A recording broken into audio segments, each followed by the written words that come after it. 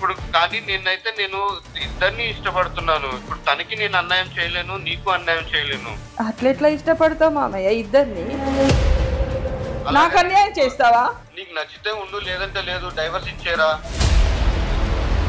పాప పుట్టిన తర్వాత కొన్ని రోజులకి కొంచెం డిఫరెంట్గా బిహేవ్ చేయడం స్టార్ట్ చేశాడు మా మామయ్య. ఏమైంది ఏంటి అని అబ్జర్వ్ చేశాను. తెలిసింది ఏంటంటే మామయ్య వచ్చేసి వేరే అమ్మాయితో అక్రమ సంబంధం పెట్టుకున్నాడు. నేను అడిగాను, ఏంటి మామయ్య ఇది? నేను నిన్ను ఇష్టపడకపోయినా ఇష్టంగా సంసారం చేసి ఇష్టంగా నీతో పెళ్లి చేసుకున్నాయి, ఇష్టంగా ఉంటున్నాను. ఇలా నువ్వు వేరే అమ్మాయితో అక్రమ సంబంధం పెట్టుకొని నన్ను బాధ పెట్టడం నీకు ఇది ఎంతవరకు న్యాయం మామయ్య అని అడిగా. అయితే మామయ్య అంటున్నాడు, ఇప్పుడు నీకు ఇష్టం లేకపోతే డైవర్స్ ఇచ్చేస్తాను వెళ్ళిపో అంటున్నాడు. ఈరోజు పిల్లల వల్లనే నేను ఇంకొక ఆమెతో అక్రమ సంబంధం పెట్టుకుంటాను అనే గ్రౌండ్ కారణం చూపించడానికి వీలు లేదు అని నేను అనుకుంటున్నాను. మీరేమంటారు? దానికి ఏమంటారు ఆయన? మళ్ళీ ఇంకో పాపను కూడా పుడితే తను కూడా ఇలాగే ఉంటే ఆ పిల్లలను చూసుకుంటూ బాధపడుతూ బ్రతకలేం కదరా. అందుకని నేను ఇంకో ఆమెతో కనాలనుకుంటున్నాను. ఆయన మాటలకు ఏం నిలకడత్వం లేండి. మీరు లేకపోతే కూడా ఉండలేనన్నాడు ఒకప్పుడు. 6 ఏళ్ల తర్వాత ఇంకొక మహిళ వస్తే అంతే కదా. ఆ తర్వాత ఇంకొకరు ఎవరు వస్తే ఆమెను కూడా ఉండలే, నువ్వు అక్కర్లేదు, ఆమె కావాలి, జెడ్ కావాలని అంటాడు. పిల్లలు ఇలా పుట్టినందువలన నేను వంశాన్ని అభివృద్ధి చేయడానికి ఇంకొకళ్ళని ఉంచుకుంటాను లేదా ఇంకొకళ్ళతో అక్రమ సంబంధాన్ని కొనసాగిస్తాను అనేటటువంటి మాట మాత్రం నిజం కాదు. టాపిక్ వచ్చానని చెప్పాను కదా. నాకు తెలుసు మామయ్య మీరు ఎక్కడికి వెళ్తున్నారో. నీ ప్రాబ్లం ఏంటి ప్రసన్న? తొందరగా రండి మామయ్య ఇంటికి. వస్తానని చెప్పాను కదరా, ఎందుకు? నాకు తెలుసు మామయ్య మీరు దాని దగ్గరికి వెళ్తున్నారు, నాకు తెలుసు. ఏంట్రా దాని దగ్గరికి వెళ్ళేది? ఇంకా మారవా మామయ్య నువ్వు? ఇంకా మారవా? మమ్మల్ని అసలు పట్టించుకోవటమే లేరు, ఎప్పుడు ఆమె దగ్గరికి వెళ్ళిపోతున్నారు మీరు. నువ్వు నాకు అవసరం లేదు, నేను ఎక్కడికి వెళ్తున్నాను నీకు తెలుసు కదా, నువ్వు నాకు వద్దు. అదేంటి మామయ్య అలా అంటున్నారు? నీకు ఇష్టం లేకపోతే చెప్పు, డైవర్స్ ఇచ్చేసి వెళ్ళిపో. లేదు అనుకుంటే మనం కలిసి ఉందాము, అడ్జస్ట్ అవుతానంటే చెప్పు.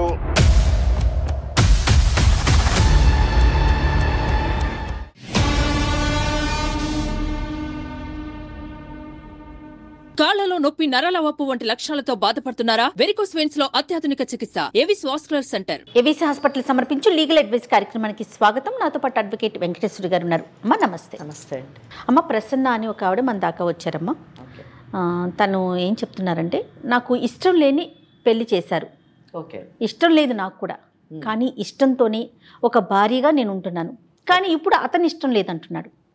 నాకేం చేయాలో తెలియట్లేదు. సో లీగల్ అడ్వైస్ కార్యక్రమం ద్వారా నేను మీతో మాట్లాడతాను, మీతో ముఖ్యంగా అడ్వకేట్ మేడంతో నేను మాట్లాడతాను. నాకు ఆ మేడం యొక్క సలహా కావాలనేసి అడుగుతా ఉన్నారు. ఓకే, మరి పలకరించేద్దామమ్మా. నమస్తే అమ్మ ప్రసన్న గారు. నమస్తే అండి. మేడం వెంకటేశ్వరి గారు. చెప్పండి ప్రసన్న గారు. అమ్మ నా పేరు ప్రసన్న, నా హస్బెండ్ పేరు వచ్చేసి సత్యనారాయణ, మాది ఖమ్మం అండి. ఓకే. అమ్మ నాన్నల బలవంతం మీద మేనమామనే పెళ్లి చేసుకున్నాను. అంటే నేను పుట్టగానే మేనమామతోనే పెళ్లి చేయాలి, ఇతనే నీ భర్త అనేసి అమ్మ నాన్నలు బలవంతం చేశారు. ఇష్టం లేకపోయినా నేను చేసుకోవాల్సి వచ్చింది. కాదండి ప్రసన్న గారు, అమ్మ కంటే తమ్ముడు కాబట్టి ఖచ్చితంగా ఉంటుంది. తమ్ముడో మరి అన్నయ్యో. నాన్నగారు కూడా అదే పరిస్థితి? మీ నాన్నగారు కూడా? నాన్న కూడా అదే పరిస్థితి అమ్మా. నేను సాఫ్ట్వేర్ ఎంప్లాయీని. నా హస్బెండ్ చదవలేదు. వాళ్ళ ఇష్ట ప్రకారం నేను మా మామయ్యని పెళ్లి చేసుకున్నాను. అంటే దీనికి కారణం కేవలం మీరు వాళ్ళతో పాటు ఇంట్లో ఉండిపోతారనేనా?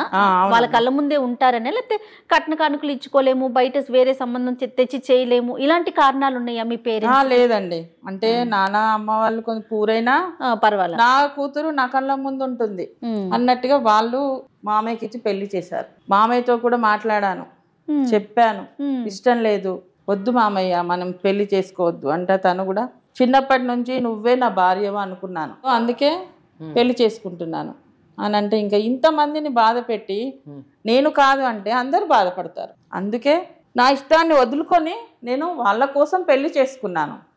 కానీ మేడం ఇష్టంతో సంసారం చేశాను. నా హస్బెండ్ అంటే ఇప్పటికీ నాకు ప్రాణం. సంతోషం. ఎందుకంటే మేనమామే కదమ్మా. మేనమామే చాలా బాగా చూసుకుంటాడు. మీరు చిన్నపిల్లే కదా నిజంగా. నా మామయ్య చేతిలో నేను చిన్నపిల్లని.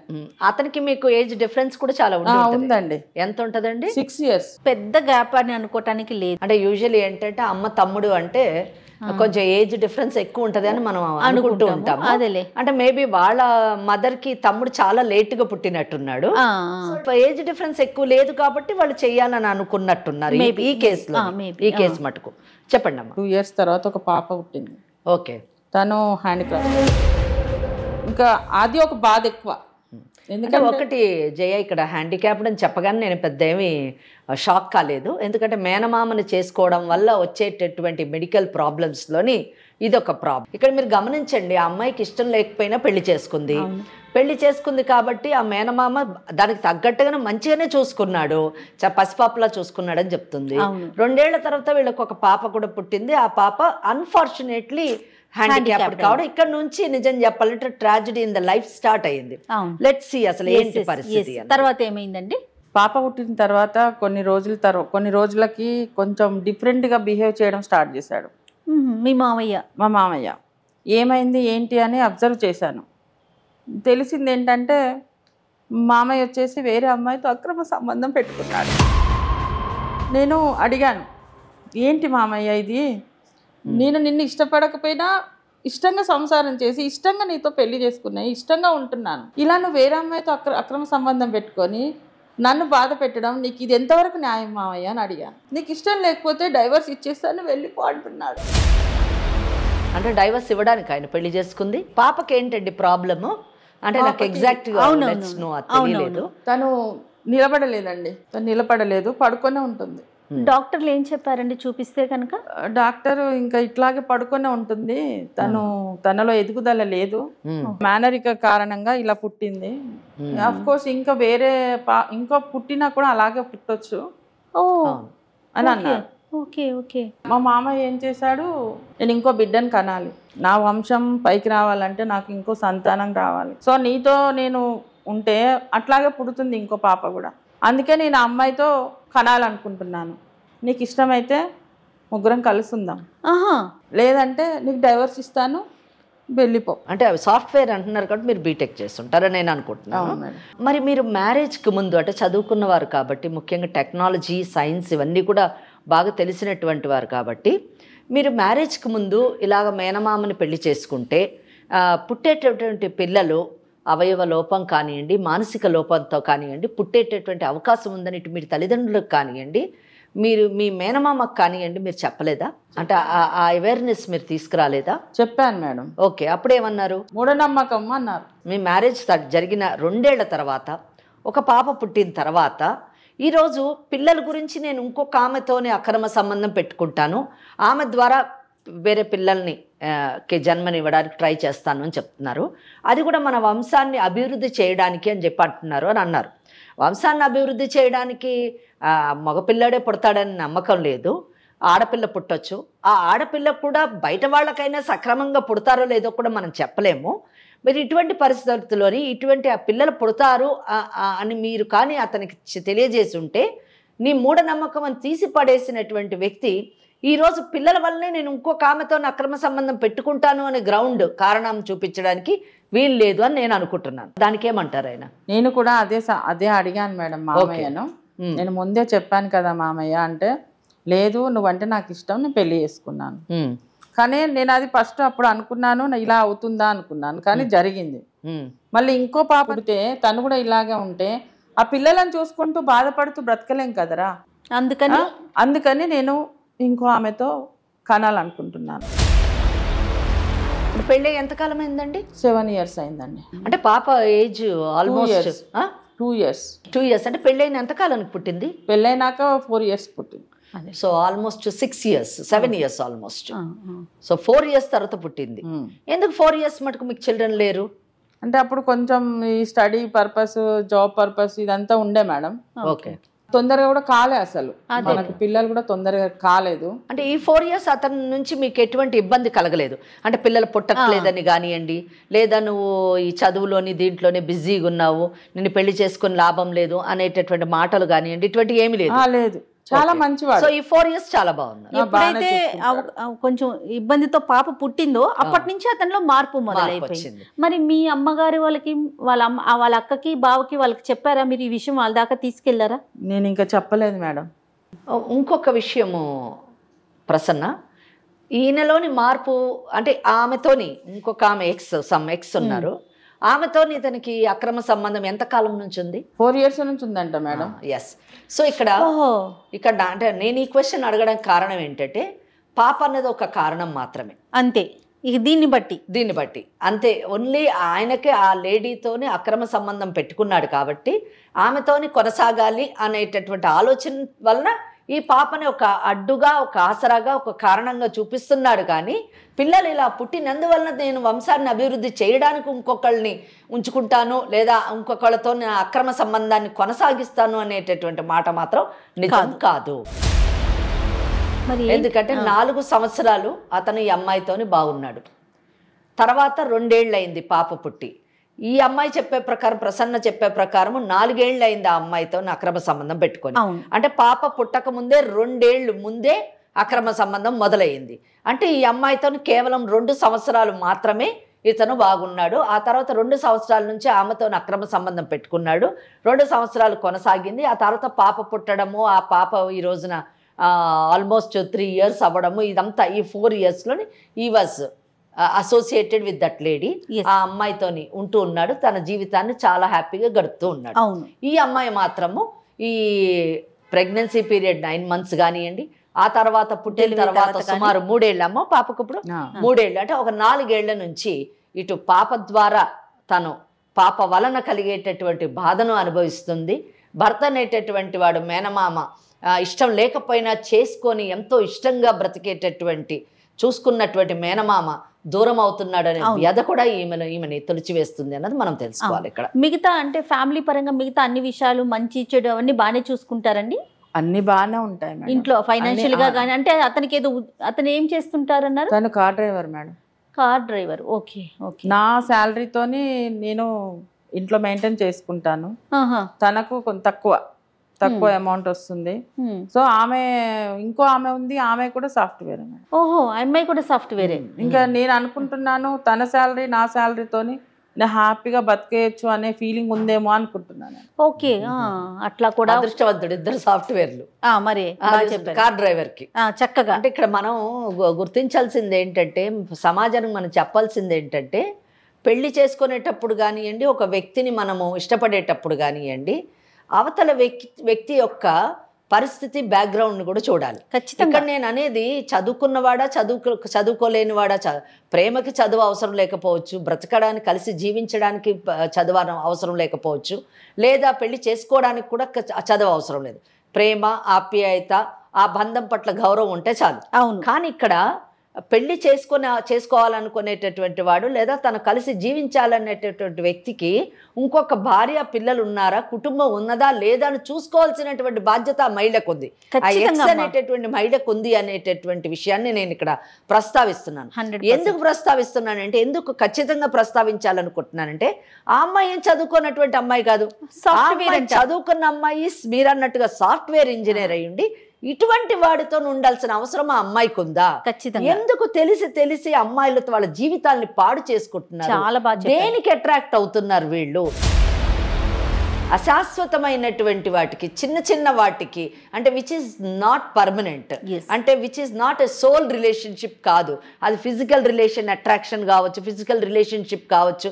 అటువంటి చిన్న విషయాలకి అట్రాక్ట్ అయ్యి వాళ్ళు బంగారు భవిష్యత్తును వాళ్ళు పాడు చేసుకోవడమే కాకుండా వేరే వాళ్ళ కుటుంబాల్లోని చిచ్చు పెడుతున్నారు. చూడండి, అది చాలా దురదృష్టకరమైనటువంటి విషయం. ఈవిడ ఒక మహిళ, ఈవిడ ఇబ్బంది పడుతోంది ఒక మహిళ వలన. తనకు పుట్టింది ఒక పాప, మహిళ, అంతే కదమ్మా. మహిళ శత్రువు అన్నట్టు చూడండి, ఒక మహిళ 2 మహిళల జీవితాలను పాడు చేయడము. వీళ్ళ తల్లి అంటే వాళ్ళ అక్క, ఆవిడ కూడా బాధపడుతుంది కదా, నా తమ్ముడిని ఇచ్చి చేశాను, నా తమ్ముడని నా కూతురు జీవితాన్ని పాడు చేశాను అని ఆమె కుమిలిపోతుంది నిజానికి. అది చాలా దురదృష్టకరమైనటువంటి విషయం ఈ కేసులోని. ఇప్పుడు ఈ కార్యక్రమం దాకా మీరు రావడానికి గల కారణం ఏంటి? మీరు ఏం ఎక్స్పెక్ట్ చేస్తున్నారు అసలు? నా హస్బెండ్ నాకు డైవర్స్ ఇస్తా అంటున్నాడు. ఓకే, నిజం చెప్పాలంటే నేను డైవర్స్ తీసుకోవడం నాకు ఇష్టం లేదు. అందుకే నేను మీ దగ్గరికి ఎందుకు వచ్చానంటే, నా హస్బెండ్ నాకు ఇప్పించండి, ఆమె దూరం చేయండి. ఓకే, ఆమె లేకపోతే నేను ఉండలేను అంటున్నాడు మామయ్య. ఆయన మాటలకి ఏం నిలకడత్వం లేండి, మీరు లేకపోతే కూడా ఉండలేను అన్నాడు ఒకప్పుడు. 6 ఏళ్ల తర్వాత ఇంకొక మహిళ వస్తే అంతే కదా, ఆ తర్వాత ఇంకొకళ్ళు ఎవరు వస్తే ఆమెను కూడా ఉండాలి, నువ్వు అక్కర్లేదు ఆమె కావాలి, జెడ్ కావాలని అంటాడు. సో ఓకే, నిలకడ లేని మనస్తత్వం అది. నేను ఒక్క ప్రశ్న అడగాలనుకుంటున్నా, అంటే నా భర్త నాకు కావాలి అని మీరు అన్నారు, నా భర్తను నాకు ఇప్పించండి అని అన్నారు, ఆ మహిళని దూరం చేయండి అన్నారు. చాలా చక్కటి, నిజానికి చట్ట పరిధిలో ఉన్నటువంటి రిలీఫ్స్ మీరు అడిగారు. కానీ ఆ రిలీఫ్స్ని ఇప్పించే ముందు ఒక క్రూషియల్ పాయింట్ నేను అడగదలుచుకున్నాను. ఒకవేళ మీ మేనమామ ఆ మహిళని మర్చిపోయి మీతోని తన జీవితాన్ని యథావిధిగా కొనసాగిస్తే, మళ్ళీ మీకు పిల్లలు పుట్టేటటువంటి అవకాశం లేకపోయినా, ఒకవేళ ఉన్నా ఇటువంటి పిల్లలే పుడతారు అంటే ఆ అవకాశాన్ని మీరు వదులుకోవడానికి సిద్ధంగా ఉన్నారా? మరి మీ వైవాహిక జీవితాన్ని పిల్లలు లేకుండా లేదా ఉన్నటువంటి ఈ బిడ్డని సక్రమంగా పెంచుకుంటూ ముందుకు వెళ్ళాలనుకుంటున్నారా లేదో డిసైడ్ అయితే, చట్టపరిధిలో 100% షీ సేఫ్. ఈ అమ్మాయి ప్రసన్నకు ఆల్ రైట్స్ ఉన్నాయి, she safe. We can 100% we can see that girl is thrown out of this family. But the thing is that whether these 2 people will be happy or not, will they lead happy marital life or not, is to be decided first. కనుక ముందు మనము ఈ విషయాలు మీరు ఆ అమ్మాయితో మాట్లాడండి. Right. At the same time వాళ్ళ మేనమామతో కూడా మాట్లాడండి. ఆ తర్వాత మనం ఏ విధంగా అతను చేసేటటువంటి పనులు చట్ట విరుద్ధమైనవి అని అతనికి ఎక్స్ప్లెయిన్ చేద్దాము. Will try to counsel that girl also చేసి మనం ఈ అమ్మాయిని కాపాడడానికి ట్రై చేద్దాం. డెఫినెట్గా అమ్మా, డెఫినెట్గా. చూడండి ఎంత వ్యాలిడ్ పాయింట్ చెప్పారంటే, ఒకవేళ మాట్లాడి ఓకే చేసినా మరి ఏంటి ఫర్దర్గా, రేపటి రోజున వచ్చే పిల్లలు ఇలానే ఉంటారు అని క్లియర్గా తెలిసినప్పుడు మరి దానికి సంబంధించి మీరు ఏం చేయదలుచుకున్నారు? నేను మామయ్యతోనే ఉండాలనుకుంటున్నాను మేడం. రైట్. పిల్లలు లేకపోయినా పర్వాలేదు, మామయ్యతోనే ఉంటూ ఉన్న పాపనే బాగా చూసుకోవాలనుకుంటున్నాను. ఎగ్జాక్ట్లీ, అది మీ ఒపీనియన్. అదమ్మా, తనైతే కట్టుబడి చెప్పాలంటే జయగారామ తీసుకున్న నిర్ణయం చాలా గొప్ప నిర్ణయం. మన నోటి నుంచి మనం చెప్పకూడదు, ఎందుకంటే ఒకళ్ళ జీవితాన్ని శాసించేటటువంటి అధికారం ఇంకొక వ్యక్తికి ఉండదు. ఇక్కడ భార్యాభర్తలు అంటే తల్లి తండ్రి ఇద్దరు కూడా వేరైతే ఆ చిన్నారి జీవితం ఎలా పోతుంది? ఆల్రెడీ భగవంతుడు శాపానికి గురైనటువంటి ఆ పసిది ఆ తల్లిదండ్రులు ఇద్దరి ప్రేమకు ఆప్యాయతతోని పెంచబడితే తప్పకుండా ఆమెలోని చలనం వచ్చి ఆమె ముందుకి కొద్ది కాలం మంచిగా బ్రతికేటటువంటి అవకాశం ఉంటుంది అనేటటువంటి ఆలోచన నాకుంది. ఈ విషయంలోని నిజం చెప్పాలంటే ఫాదర్ ఎవరైతే సత్యనారాయణ ఉన్నారో ఆ సత్యనారాయణ దయతోని ఆలోచించాలి, కరుణతోని ఆలోచించాలి, బాధ్యతతోని ఆలోచించాలి. తాను ఒక తండ్రి అన్న విషయాన్ని మర్చిపోకుండా ఇక్కడ మేనగోడల కంటే కూడా తన కడుపును పుట్టినటువంటి బిడ్డ గురించి అవసరమైతే ఎంత త్యాగమైనా ఆయన చెయ్యాలి. నిజం చెప్పాలంటే చేసేటటువంటి పరిస్థితికి మనం ఆయనను తీసుకొని రావాలి. డెఫినెట్గా మీరు ఒకసారి కాల్ చేయమంటారా? తప్పకుండానండి. ఓకే, మీరు ఇక్కడ దాకా వస్తున్నట్టు తెలియదేమో బహుశా. చెప్పలేదు మేడం. ఓకే, ఒకసారి చెప్పండి, ఇట్లా లీగల్ అడ్వైస్ కార్యక్రమానికి వచ్చాను, మనతో పాటు మేడం ఉన్నారు, అడ్వకేట్ మేడం కూడా ఉన్నారు అని చెప్పి మాట్లాడండి. ఒకసారి ముందు మీరు మాట్లాడండి, ఆయన ఏమంటారో చూద్దాం. కాల్ చేస్తారండి.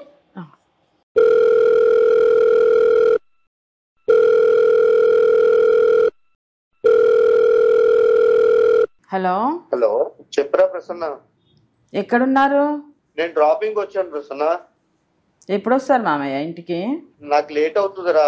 నాకు తెలుసు ఎక్కడికి వెళ్తున్నావో. డ్రాపింగ్ వచ్చానని చెప్పాను కదా. నాకు తెలుసు మామయ్య మీరు ఎక్కడికి వెళ్తున్నారో. నీ ప్రాబ్లం ఏంటి ప్రసన్న?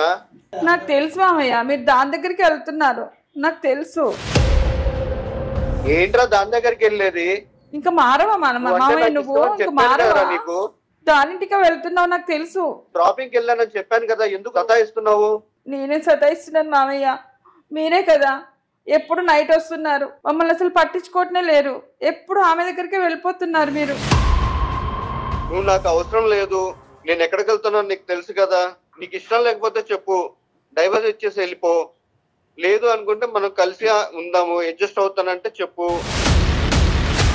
ఎలా ఉంటాను మామయ్య నువ్వు ఇంకో లేడీతో ఉంటే? మన పాప గురించే కదరా. అది కాదు మామయ్య, ఇప్పుడు మనకు పిల్లలు కావాలి అంటే ఇంకో వేరే సొల్యూషన్ వెతుక్కుందాం కదా, దానికోసం ఇంకో అమ్మాయిని పెట్టుకోవాలా? అది కాదురా, తనంటే నాకు నన్ను ఇష్టపడింది తను, నేను తనని ఇష్టపడ్డాను. అంటే నేను ఇష్టపడలేదా మామయ్య నిన్ను? నువ్వు నన్ను ఇష్టపడలేదా? అనట్లేదురా, నువ్వంటే ఇష్టమే నాకు, ఇద్దరిని ఇష్టపడుతున్నాను. ఇప్పుడు తనకి నేను అన్యాయం చేయలేను, నీకు అన్యాయం చేయలేను. అట్లెట్లా ఇష్టపడతావు మామయ్య ఇద్దరిని? నాకు అన్యాయం చేస్తావా? నీకు నచ్చితే ఉండు, లేదంటే లేదు. అట్లా అనొద్దు మామయ్య. సత్యనారాయణ గారు నేను వెంకటేశ్వరి లాయర్ని. మీరు చక్కగా నిజం చెప్పాలంటే ఒక డ్రైవర్లా కాకుండా చాలా చదువుకున్నటువంటి వ్యక్తిలాగా సంస్కారంగా మాట్లాడుతున్నారు. కానీ మీ జీవితంలో మాత్రం ఆ సంస్కారాన్ని ప్రదర్శించకపోవడం చాలా దురదృష్టం అండి. నేను చదువుకోలేదు మేడం. కానీ చదువుకోకపోయినా తల్లిదండ్రుల మాటకి, మీ అక్క మాటకి తల వంచి మీరు మీ మేనగోడలను పెళ్లి చేసుకున్నారు. మీకు పాప పుట్టి ఎంతకాలం అయింది? 3 years మేడం. ఈ అమ్మాయి అంటే ఇంకొక అమ్మాయితో మీరు ఇప్పుడు ప్రేమలో ఉన్నారు కదా, ఆ అమ్మాయి ఎప్పుడు పరిచయం అయిందండి మీకు? 4 years మేడం. 4 years అంటే ఎంత? ఆమె పేరేంటండి? ఆమె పేరు దివ్య మేడం. దివ్య. అంటే మీకు ఆమె పరిచయం అయి 4 ఏళ్ళు అయ్యింది. ఇక్కడికి ఓకే, ఇది పక్కన పెడదాము. మీరు ఎందుకు అసలు ఇప్పుడు మీ మేనగోడల్ని వదిలేయాలనుకుంటున్నారండి? మేడం ఇప్పుడు పాప వల్ల మేడం తనకి మీ మామయ్య నువ్వు చేసుకోవాలని చెప్పి చేశారు. ఆ ఇష్ట ప్రకారంగానే చేసుకున్నాం మేడం, పెద్దలు అంగీకరించుకొని. దాని కారణంగా మాకు పుట్టిన పిల్లలు జెనెటిక్ డిసార్డర్ తో పుట్టారు. నేను కొందరు తెలిసిన డాక్టర్ వాళ్ళతోటి కొంచెం అంటే క్యాబ్ లో పరిచయం వస్తువులు వాళ్ళతోటి మాట్లాడితే వాళ్ళు చెప్పారు, ఇలాగ మీరు ఇంకో ప్లాన్ చేసినా నెక్స్ట్ దానికి పుట్టే అవకాశం ఉంటది అని అన్నారు. దాని గురించి నేను ఏంటంటే ఇంకొక అమ్మాయి తోటి కొంచెము కలిసి ఉండడం జరుగుతుంది. ఆ అమ్మాయి పరిచయం అయి మీకు 4 ఏళ్ళు అయింది. అంటే మీకు మీ పాప పుట్టక ముందే, అంటే ఒక 1 year ముందే ఆ అమ్మాయి పరిచయం ఉంది కనుక మీరు ఆ అమ్మాయితోని పరిచయాన్ని ప్రేమగా మార్చుకొని ఆ అమ్మాయిని పెళ్లి మటుకు తీసుకెళ్ళాలి అని అనుకోవడానికి మీ పాప కారణం కాదు. ఏమంటారు మీరు? అదే కరెక్ట్. రిలేషన్ లేదు మేడం. మెల్లమెల్లగా మాకు కొంచెము ఫ్యామిలీలో డిస్టర్బెన్స్ వచ్చి. ఏం డిస్టర్బెన్సెస్ వచ్చాయండి? అంటే పాప వల్లే మేడం కొంచెం చికాకులు గొడవలు అలాంటివి. ఓకే అండి, ఇప్పుడు కాదండి, పాప ఆ మొక్కదానికే పాప కాదు, ప్రసన్నకు ఒక్కడికే, మీ మేనగోడలకు ఒక్క ఆమెకే పాప కాదు, మీకు కూడా కూతురే. ఇద్దరికి చికాకులు కానివ్వండి, త్యాగం కానివ్వండి, కష్టాలు కానివ్వండి, ఆ బిడ్డ గురించి మీరు ఎన్నైనా సహించాలండి. ఎందుకంటే మీరిద్దరూ కలిసి ఆ అమ్మాయిని ప్రపంచంలోకి తీసుకొచ్చారు. మీ తప్పుల వలన, మీ పెద్దల తప్పుల వలన, అదే తెలియని తనం వలన మీరు ఒక పసిదాన్ని భవిష్యత్తు, పసిదాన్ని జీవితాన్ని అస్తవ్యస్తం చేశారు. ఎంత దయనీయం అండి! ఆ అమ్మాయి బ్రతికున్నంత కాలం ఆ మంచంలోనే మాట పలుకు లేకుండా, చలనం లేకుండా అలాగే ఉండడం ఎంత దురదృష్టకరమైనటువంటి జీవితం అండి, ఎంత దయనీయమైనటువంటి జీవితం అండి. అటువంటి బిడ్డను చూసినప్పుడు మనకి నిజానికి అసలు కడుపులో తరుక్కుపోతుందండి. ఆ అమ్మాయి ఎలా బ్రతుకుతుంది అని ఆ అమ్మాయి భవిష్యత్తు తలుచుకుంటేనే చాలా అగమ్యగోచరంగా ఉంటుంది. అటువంటి బిడ్డను మీరు పెంచి పెద్ద చేసి కళ్ళల్లో పెట్టుకొని, కడుపులో పెట్టుకొని కాపాడవలసింది పోయి ఆమె పాటిని ఆమెను వదిలేసి మీరు ఇంకొక మహిళతోని ప్రేమగా నడపడం అన్నది ఎంత ఒక బాధ్యత కలిగినటువంటి తండ్రి చేయాల్సిన పనేనండి. ఎంత దురదృష్టం అండి. ఏమండి, సాధారణంగా చాలా ప్రాంతాల్లోని మేనమామ అంటే తండ్రితో సమానం అంటారండి.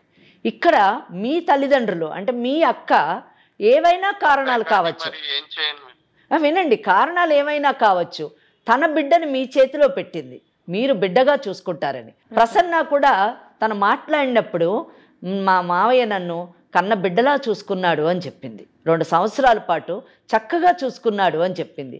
అలా చూసుకున్న మీరొక తండ్రి అయినప్పుడు, అంటే మీ మేనగోడలనే బిడ్డగా చూసుకున్న మీరు మీ కడుపును పుట్టినటువంటి బిడ్డని ఇంకా అద్భుతంగా ప్రేమగా చూసుకోవాల్సినటువంటి మీరు ఆ బిడ్డని వదిలేసి, అలా అంతేకాకుండా బిడ్డలాంటి మీ మేనగోడల్ని విడాకులు తీసుకొని వెళ్ళిపో అని అనడము ఏమండి? మనుషులు మానవత్వం ఉన్నటువంటి ఏ తండ్రి అయినా చేసేటటువంటి పని అండి? చెప్పండి మీరే. చేయడానికి చాలా ఉందండి. ఏమి చెయ్యాలి అని అనొద్దండి. ఏమి చెయ్యాలి అని ప్రశ్నించేటటువంటి పని మీరు చేయట్లేదు. ఏమి చెయ్యాలి అని ప్రశ్నించడానికి మీకు ఆ హక్కు లేదు. ఆ ప్రశ్నకి సమాధానం మేము ఇవ్వగలము. ఏమి చెయ్యాలంటే ఆమెను వదిలేయాలి. ఎందుకంటే ఇప్పుడు ఆమెమి తల్లి కాలేదు, ఆమె జీవితం లేకుండా లేదు. నాకు ప్రసన్న చెప్పింది, ఆ అమ్మాయి ఒక బీటెక్ చదివినటువంటి అమ్మాయి సాఫ్ట్వేర్ ఇంజనీర్లకు పనిచేస్తుంది అని చెప్పారు. మీరు ఆ అమ్మాయికి అన్యాయం చేయను అని అంటున్నారు దివ్యాకి. మీరు చేస్తుంది అన్యాయమేనండి. ముగ్గురు కలిసి ఉందాము అని అంటున్నారు, మీరు ముగ్గురు కలిసి ఉండడానికి అవకాశం ఉండదండి. అందుకే మీరు ఈ అమ్మాయిని డైవర్స్ ఇమ్మని చెప్తున్నారు. ఇక్కడ మీరు మేనగోడలకు డైవర్స్ ఇస్తే మేనగోడలతో పాటు కన్న కూతురుకు కూడా మీరు అన్యాయం చేసిన వాళ్ళు అవుతారు.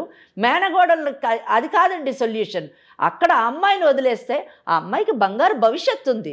ఆ అమ్మాయికి తగినట్టు ఆ స్థాయిలోనే ఆమె ఇంకొకరిని పెళ్లి చేసుకొని అద్భుతమైనటువంటి జీవితాన్ని ఆమె జీవించగలదు.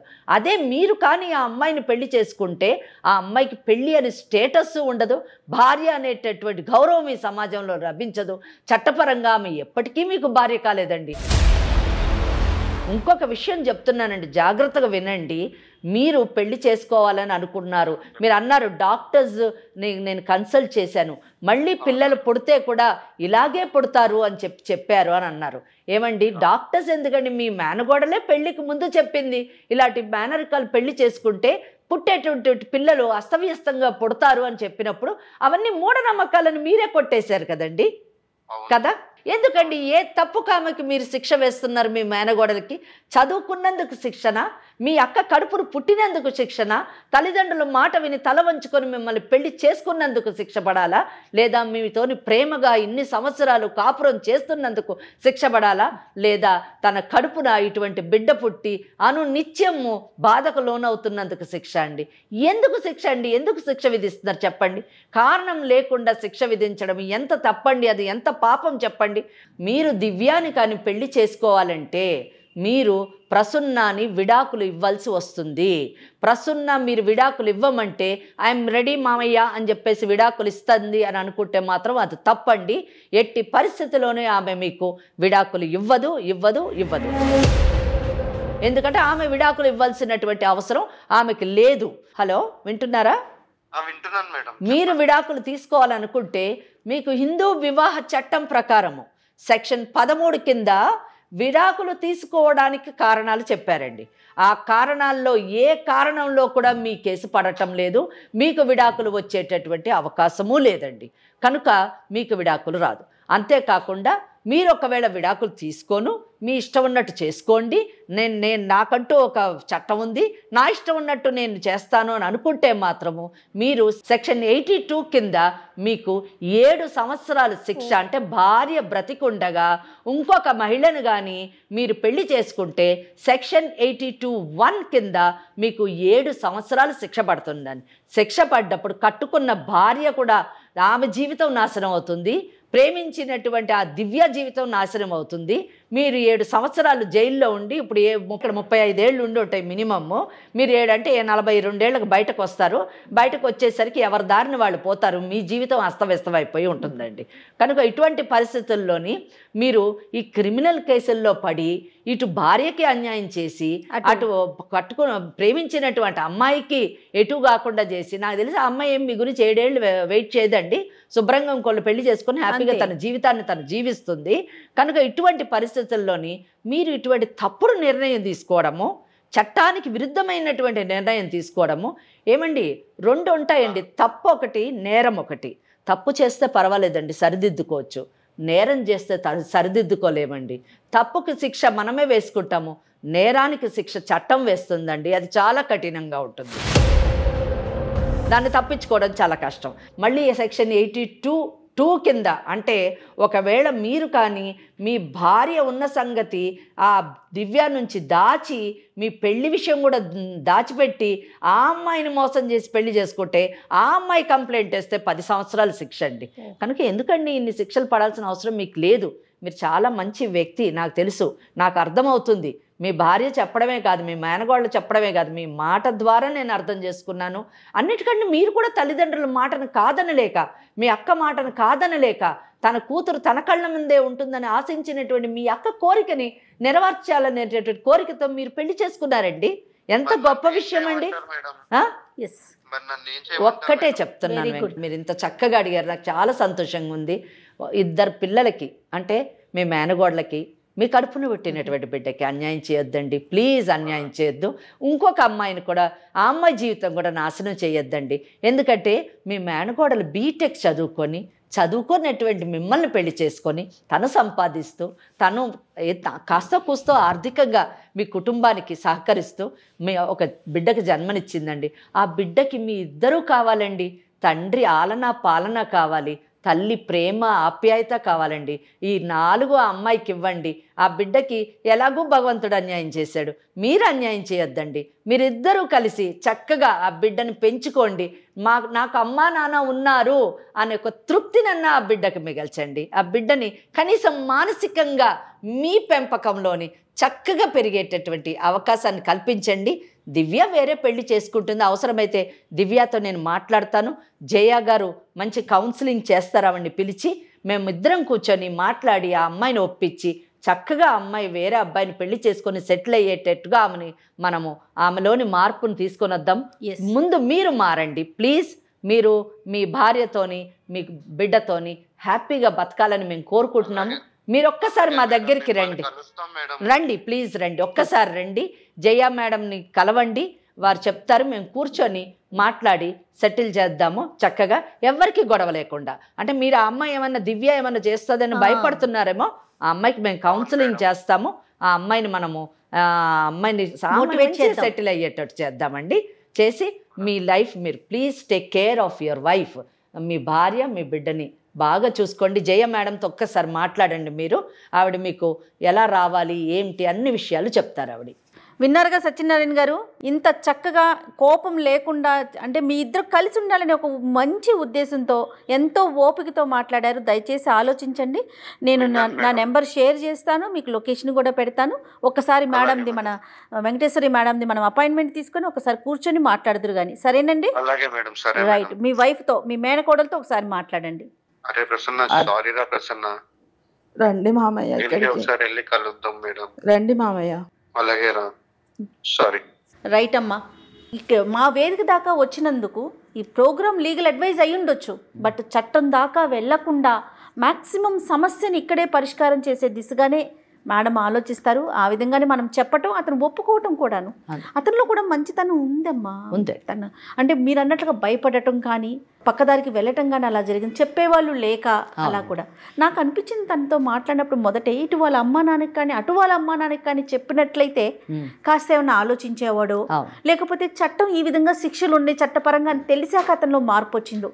ఏది ఏమైనా సంతోషం కదా. అంటే జయ గారు, ఈ కేసులోని నేను ప్రత్యేకంగా చెప్పదలుచుకున్నది ఏంటంటే, మీరు చెప్పినవి అన్నీ కరెక్ట్. తల్లిదండ్రులు వీళ్ళందరూ పక్కన పెడితే ఇక్కడ దివ్య అనేటటువంటి అమ్మాయిని చూసారా, ఆ అమ్మాయి లాంటి వాళ్ళకి అంటే ఈరోజు సమాజంలో చాలా మంది అనవసరంగా వాళ్ళ తెలియని తనంతో కానివ్వండి, ఏదో ఆశించి కానివ్వండి, ఇటువంటి పెళ్ళైనటువంటి మగవాళ్లతో బంధంలోకి మూడో వ్యక్తి ఎంటర్ అయ్యటంతోనే అక్కడే సమస్య మొదలవుతుంది కదా. సో అటువంటి వాళ్ళకి కూడా ఇక అవేర్నెస్ తీసుకురావడం చాలా అవసరము. ఆ పని ఈరోజు లీగల్ అడ్వైస్ చేయడము చాలా గొప్ప విషయం అండి. దీంతో ఏమవుతుందంటే, ఇటువంటి కార్యక్రమాల వలన, ఇటువంటి అవేర్నెస్ తీసుకురావడం వల్ల సమాజంలోని విచ్ఛిన్నం అవుతున్నటువంటి వివాహ వ్యవస్థ మళ్ళా పునర్జీవనం పొందుతుందని నేను ఆశిస్తున్నాను. తప్పకుండా అమ్మా, ఖచ్చితంగాను. థ్యాంక్ యూ సో మచ్ అమ్మా. నమస్తే. నమస్తే అమ్మా. కాళ్లలో నొప్పి, నరాల వాపు వంటి లక్షణాలతో బాధపడుతున్నారా? వెరికోస్ వెయిన్స్ లో అత్యాధునిక చికిత్స ఏవిస్ వాస్కులర్ సెంటర్.